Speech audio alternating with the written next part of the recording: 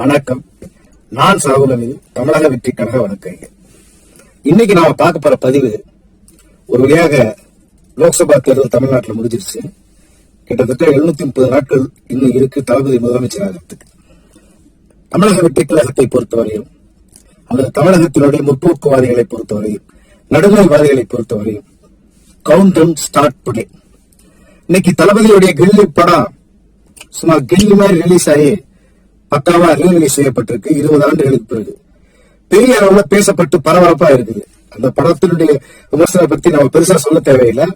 மிகப்பெரிய அளவில் வெற்றி பெற்ற கில்லி மறுபடியும் ரீரிலீஸ்லயும் மிகப்பெரிய அளவுக்கு எதிர்பார்ப்பை கிளப்பி திருவிழா கூட்டங்களை தேட்டரில் ஏற்படுத்தியிருக்கு.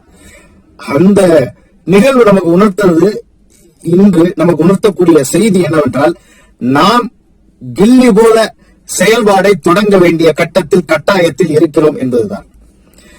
பாருங்க, கண்ணிரண்டும் விட்டு சித்திரம் வாங்கினால் கைகொட்டி சிரியாரோ என்பது முதுமொழி. ஒரு அழகான சித்திரமாக இருக்கலாம், அல்லது அற்புதமான விலை மதிக்க முடியாத ஓவியமாக இருக்கலாம். அதை பார்ப்பதற்கு இருக்கக்கூடிய கண்களை விற்று நாம் அந்த சித்திரத்தை வாங்க முடியுமா? அது மாதிரிதான் வாக்குகளை விற்பது என்பது. சுமார் 1301 கோடி தமிழ்நாட்டில் இந்த தேர்தலில் பணமாக கைப்பற்றப்பட்டிருக்கு.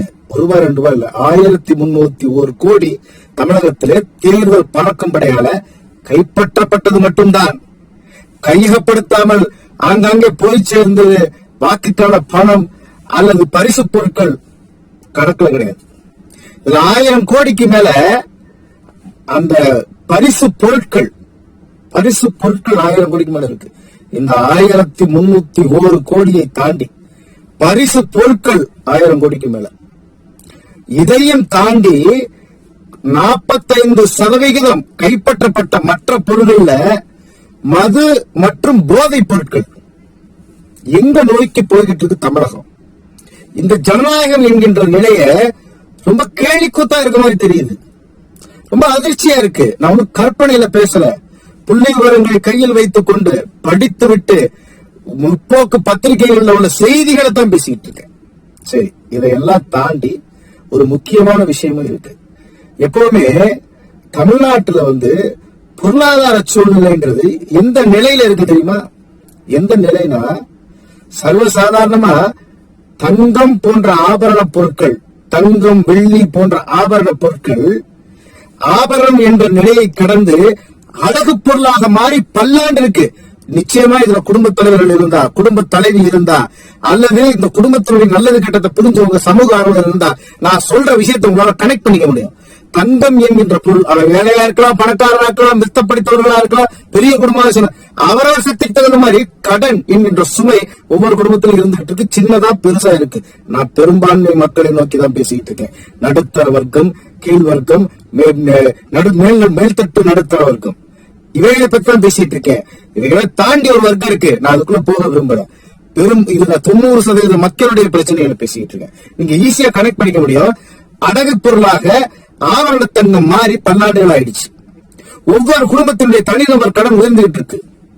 தமிழகத்தினுடைய கடன் 80,000 கோடியை தாண்டிடுச்சு. ஜிடிபி ஃபால் ஆனா இருக்கு. பிஸ்கல் டெபிஷியன்சி என்கின்ற பினான்சியல் டெபிஷியன்சி என்பது அந்த கிராஃப் எங்கேயோ போய் நிக்குது. Big fiscal deficiency, GDP fall down, எல்லாமே தொழில்துறை நலிந்து கிடக்கிறது. தொழில்துறையிலிருந்து வரி கட்டுறதுக்கு இல்ல. கடன் தள்ளுபடி கேட்டு பல்வேறு சிறு பெரு குறுந்தொழில் அதிபர்கள் எல்லாம் கடன் தள்ளுபடிக்கா நிக்கிறாங்க. மாறா கடன்கள் வங்கியில குவிந்து விட்டன. மிகப்பெரிய அளவுல ஜிடிபி ஃபால் ஆயிடுச்சு. தமிழகத்தினுடைய தனிநபர் கடன்கிறது கூடி போச்சு. தமிழகத்தினுடைய ஒட்டுமொத்த கடன்றது 80,000 கோடியை தாண்டி போய்கிட்டு இருக்கு. 2024 பட்ஜெட் தங்கம் தென்னரசு கடைசியாக பதிவு செய்த பட்ஜெட்டோட நிலவரத்தை நான் சொல்லிட்டு இருக்கேன். இப்படி எல்லா விஷயங்களும் நமக்கு டெபிஷியன்சி வந்துட்டே இருக்குது. இந்த டெபிஷியன்சி, இதற்கான அடிப்படை காரணம் என்னன்னே புரிஞ்சுக்க முடியல. இதுக்கு தளபதி ஸ்டைல்ல ஒரு குட்டி கதை சொன்னா உங்களுக்கு புரியும் நினைக்கிறேன். இது பெரும்பாலும் எல்லாருக்கும் தெரிஞ்ச கதையா கூட இருக்கலாம். ஒரு ட்ரெயின் போகக்கூடிய பாதை, 2 பாதைகள் இருக்கு. அந்த பாதையில எப்போதும் வழக்கமாக ஒரு பாதையில ஒரு ட்ரெயின் போய்கிட்டு இருக்கும். இன்னொரு பாதை என்பது அடைத்தே வைக்கப்பட்டிருக்கு. அது பயணத்தில் பயன்பாட்டில் இல்லாத பாதை. ஒரு நாள் ஒரு புகைவண்டி ட்ரெயின் வந்துகிட்டு இருந்துச்சு, ரொம்ப வேகமா வந்துகிட்டு இருக்கு. இந்த வழக்கமா போற பாதையில ஒரு 10 பேர் வந்து விளையாடிக்கிட்டு இருந்தாங்க. இந்த பயன்பாட்டில் இல்லாத இடத்தில் ஒரு 2 குழந்தை மட்டும் விளையாடிக்கிட்டு இருந்துச்சு. இப்ப இந்த இந்த இந்த சமயத்தனமாக இந்த வண்டியை செலுத்துறவரு இந்த 10 பேர் மேல அடித்து காலி பண்றதுக்கு பதிலா இந்த பயன்பாட்டில் இல்லாத இடத்துல போய் அடிச்சு இந்த 2 குழந்தைகளை படுகொலை செய்தார். இது எதை காட்டுது தெரியுமா? தவறான வழி என்பது கூட்டமாக செய்யும்போது சரி என்கின்ற நீதியை காட்டுது. சரியான வழியில் பயணிப்பவர்கள் முட்டாள்களாக இருக்கிறார்கள், ஜனநாயக படுகொலைக்கு ஆளாகிறார்கள். ரொம்ப மன வேதனையா இருக்கு, ரொம்ப வருத்தமா இருக்கு. சரி, இப்ப இதுக்குள்ள நமக்கு என்ன செய்தி இருக்குன்றத நம்ம எடுத்துக்கணும். நீங்க இத பாக்குறவங்க வெற்றி கழக தோழர்களா இருக்கலாம், தொண்டர்களா இருக்கலாம், ரசிகர்களா இருக்கலாம். இதை தாண்டி பொதுஜனமாவும் இருக்கலாம். இதை தாண்டி ஒரு தன்னார்வலராக இருக்கலாம், அல்லது நடுநிலையாளர் இருக்கலாம், மாற்றுக் கட்சி அன்பராக கூட இருக்கலாம். தயவு செய்து இங்க பாருங்க, தேர்தலாம் முடிஞ்சு போச்சு. இனி அடுத்து நம்ம ஒரு இலக்கு நோக்கி, தமிழ்நாட்டு மாற்றத்தை நோக்கி இது பண்றோம். நாங்க வழக்கமா இப்படிதான் போய்கிட்டு இருக்கோம் ஒரு பாதையில. நாங்க எப்பவுமே ஆண்டாண்டு காலமா இப்படிதான் செஞ்சுக்கிட்டு இருக்கோம். இவர் என்ன புதுசா எதுவும் செஞ்சிட போறாரா? இவர் ஒரு நடிகர் தானே. இப்படி எல்லாம் தயவு செய்து இது பண்ணாதீங்க. நாம எல்லா இயக்கமா ஒரு ஒருங்கிணைவோம். இது அரசியல் கட்சி, அரசு, ஒரு சார்பு நிலை, ஒரு தளபதி என்ற ஒரு தனி மனிதன், வெற்றி கழகம் என்கின்ற வேறொரு புதிய கட்சி, இதெல்லாம் மறந்துருங்க தயவு செஞ்சு. இதெல்லாம் மறந்துட்டு ஒரு பொதுநோக்கு சிந்தனையோட இதை பாக்குற நடுநிலையாளருக்கு நான் சொல்றது உண்மையும் நேர்மையும் உங்களுக்கு விளங்கும். நீங்க யோசனை பண்ணி பாருங்க. நாமெல்லாம் சேர்ந்துதான் அரசு, நாமெல்லாம் எடுக்கிற முடிவுதான் தமிழ்நாட்டினுடைய தலையெழுத்து. இதுல நாம் எல்லாரும் பெரும்பான்மையாளர்கள் சிந்திச்சு தீர்மானிச்சிட்டோம்னா, ஒரு 200 ரூபாய் காசு, 500 ரூபாய் காசுக்காக நம்முடைய நாடு 5000 கோடி 10,000 கோடி கடன்றது 80,000 கோடிக்கு கொண்டு விட்டுருக்கோமே. ஆனா பேரலா அரசாங்கத்திற்கு இணையாக ஒரு தனி அரசாங்கம் நடத்தக்கூடிய அரசியல்வாதிகளும் அரசியல் கட்சிகளும் ஏ கட்சி, பி கட்சி, சி கட்சி யாரையும் நான் குறிப்பிட விரும்பல, யாரையும் தனிமனிதர்கள் நான் குறிப்பிட விரும்பல. சாதாரணமாக பொதுப்படையான ஒரு உண்மையை நான் சொல்றேன். இதற்கு ஒரு அரசாங்கத்திற்கு இணையான வேறொரு அரசாங்கம் என்பது அரசியல் கட்சிகளும் அரசியல்வாதிகளும் தனிநபர்களும் நடத்திக்கிட்டு இருக்காங்க. ஆனா ஒட்டுமொத்த பொதுமக்களுக்கான நலனை குழிதோண்டி புதைச்சிட்டு அவங்க லாபத்தில் இருக்காங்க. GDP fall on, physical deficiency is going on. ஆனா இந்த தனிநபர்கள் நடத்தக்கூடிய இயக்கங்கள் மட்டும் பல்லாயிரம் கோடிகள் லாபத்தோட போய்கிட்டு இருக்கு. இந்த அடிப்படைய நம்ம புரிஞ்சுக்கிட்டோம்னா நம்மள அறியாமலே நம்மள மூழ்கடிச்சு சாவடிச்சுக்கிட்டு இருக்காங்க. இது ரொம்ப பச்சை துரோகமா தெரியலையா?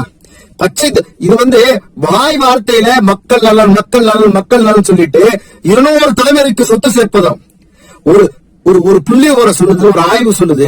நான் திரும்பவும் சொல்றேன், நான் யாரையும் குறிப்பிடல. தயவு செய்து ஒரு சார்பு நிலையில் இன்னொரு மாற்றுக் கட்சி என்பவர்கள் என்ன தப்பாக நினைச்சு கூடாது. நீங்க நல்லா கண்ணியமா யோசிச்சு பாருங்க. யாராவது ஒரு 3 அமைச்சரை செலக்ட் பண்ணி அவங்களுடைய சொத்து உரத்தை கடந்த தேர்தலில் இப்ப நாட்டுடைய பொருளாதார சீர்கிட்டு இருக்கு, மற்றவைகள்லாம் கிட்டு இருக்கு. ஆனா இவங்களுடைய தனிநபர் வருமானம் மட்டும் கூடிக்கிட்டே இருக்கு. அது எப்படி? இவங்க மட்டும் லாபகரமா தொழில் நடத்திட்டு இருக்காங்களா? 24 மணி நேரம் முன்னேறமா அரசியல்வாதிகள் இருக்கக்கூடிய அரசியல் பிரமுகர்களுடைய சொத்து உரம் மட்டும் கூடிக்கிட்டே இருக்க. என்ன அடிப்படை புரியலையா? அப்ப நம்ம செய்ய வேண்டியது என்ன? நம்மளை நாம தக்காத்துக்கணுமா இல்லையா? தமிழகத்தை பாதுகாக்கணுமா இல்லையா? தமிழகத்தை காப்போம், தமிழக வெற்றி கழகத்தை அரியணையில் ஏற்க வைப்போம் என்கின்ற உறுதிமொழி நம்ம ஏற்கணும். அப்ப நாம என்ன செய்யணும்? வருகின்ற 2026 தேர்தலுக்கு இன்றைக்கு முதல் நாள் என்பதை நீங்கள் மனதில் வைத்துக் கொள்ளுங்கள். இந்த முதல் நாளிலிருந்து நாம் தமிழக வெற்றி கழகத்திற்காக உறுப்பினர்களை சேர்க்கக்கூடிய பணியிலே நாம் நம்மை ஈடுபடுத்திக் கொள்ள வேண்டும். இது அரசியல் இயக்கம், தளபதி விஜய் அவர்களுடையது என்றெல்லாம் தயவு செஞ்சு மறந்துடுங்க. ஒரு மாஸ் பிகர் நமக்கு தேவைப்படுது. நான் பொதுநிலைவாதிகளுக்கு, இது தன்னார்வலர்களுக்கும் அல்லது தொண்டு நிறுவனத்தை நடத்துவர்களுக்கும் சமூக ஆர்வலர்களுக்கும் சங்கங்களை நடத்துவர்களுக்கும் பகிரங்கமாக கையேந்தி அழைப்பு விடுக்கின்றேன். தயவு செய்து கைகோருங்கள். மக்களோடு கூட்டணி தளபதியை பொறுத்தவரை அந்த மக்கள் நீங்கள் தான், அமைப்புகளாக இருக்கக்கூடிய நீங்கள் தான், சிறு சிறு ராஜ்யங்களாக இருக்கக்கூடிய நாம் எல்லாம் ஒன்றிணையக்கூடிய நேரம் வந்துவிட்டது என்பதை நீங்கள் உணர வேண்டும். இந்த வேளையிலே இதை நடுநிலையாளர்களும் எந்த அரசியல் கட்சியை சார்ந்தவர்களாக இருந்தாலும் சரி, நீங்கள் எல்லோரும் இந்த நாட்டின் நலன் கருதி யோசியுங்கள். தயவு செய்து நாம் ஒன்றிணைந்து தமிழகத்திலே 2026 தமிழக வெற்றி கழகத்தை ஆட்சி பொறுப்பில் ஏற்ற வேண்டும் என்ற உறுதியை இந்த நம்பிக்கையை விதைக்க வேண்டும் என்று நான் அன்போடு உங்களை அழைக்கின்றேன். என் சொல்லிலே செயலிலே உண்மையும் நேர்மையும் இருக்கிறது என்று நீங்கள் உணர்ந்தால் நீங்களும் தமிழக வெற்றி கழகத்தில் உறுப்பினராக சேரும்படி அன்போடு கேட்டுக்கொள்கிறேன். நீங்கள் ஆதரவு கரத்தை நீட்டும்படி உங்களை அன்போடு கேட்டுக்கொள்கின்றேன். தளபதியுடைய இலக்கு 2 கோடி என்பது. நாம் தளபதிக்காக 3 கோடி உறுப்பினர்களை சேர்க்க வேண்டும். 2026 50% மேல் நாம் வாக்குகளை எடுத்து தமிழக வெற்றி எது? தமிழகத்தினுடைய வெற்றி, தமிழக வெற்றி கழகத்தினுடைய வெற்றி அல்ல, தமிழக வெற்றியை நாம் உருவாக்க வேண்டும் என்று சொன்னால் ஒன்றாய் இணைவோம், தலைமையேற்போம், தமிழக வெற்றி கழகத்தை அரியணையேற்றுவோம், தளபதியின் கரத்தை வலுப்படுத்துவோம் என கூறி விடைபெறுகிறேன். வணக்கம்.